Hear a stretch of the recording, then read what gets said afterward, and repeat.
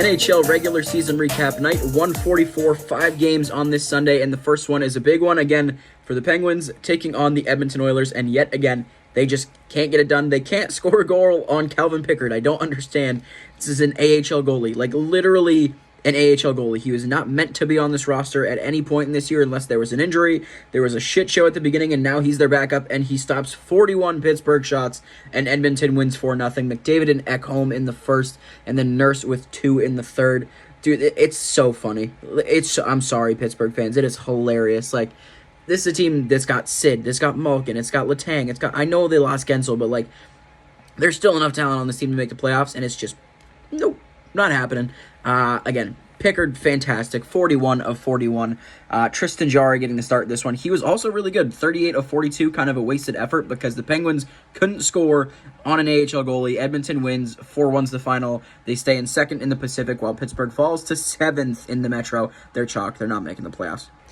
The Wild hosting the Predators, and this was another really big game, back and forth pretty much the whole way through. Brodin and Jankowski trading goals in the first, Evangelista and Kaprizov trading in the second, and then Hartman and O'Reilly in the third, both in the last 10 minutes. It was a thrilling last, period and some change of this game.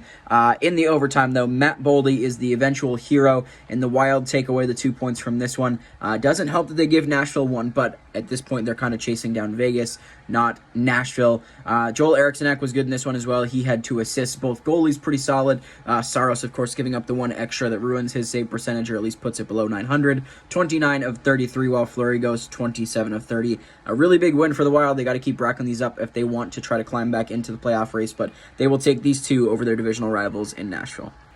The Hurricanes hosting the Flames, and they scored a touchdown in this one. Martinook and Aho in the first, Chatfield, Svechnikov, Hunt, Burns, and Jarvis all scoring in the second, and then in the third, Sharangovich and Teravainen with the only 2 goals in the final frame. Not a good night whatsoever from Dan Vladar. He was busy. They doubled up the Flames in shots tonight, but he only stops 33 of those 40 for an .825.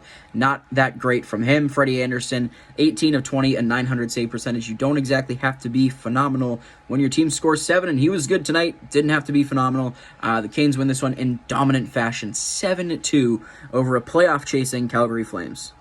The Blackhawks taking on the Arizona Coyotes, and the Yotes would score the first 2 goals of this game, but from there, it's Bedard and Blackwell that pretty much take over. Keller with the first 2 for the Yotes, and then Bedard, Gunther, and Johnson all scoring in the second. In the third, Blackwell would net his second. Schmaltz would make it a 5-3, 5-4 game.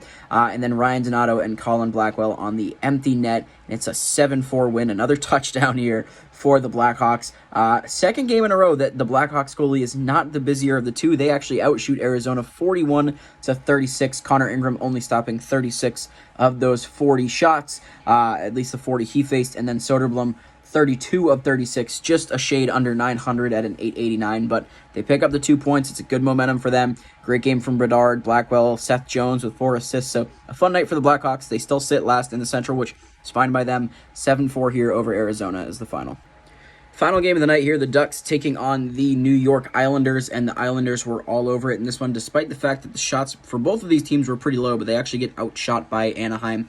Cizikas, Palmieri, and Nelson all scoring in the first. Alex Killorn would make it a 3-1 game in the second, but then in the third, it's another 3 Islanders goals. Bo Horvat, Pierre Engvall, and Cal Clutterbuck, Lucas Destal, definitely not his best night. In fact, might be one of his worst. A .684 save percentage, stopping just 13 of the 19 shots he faced.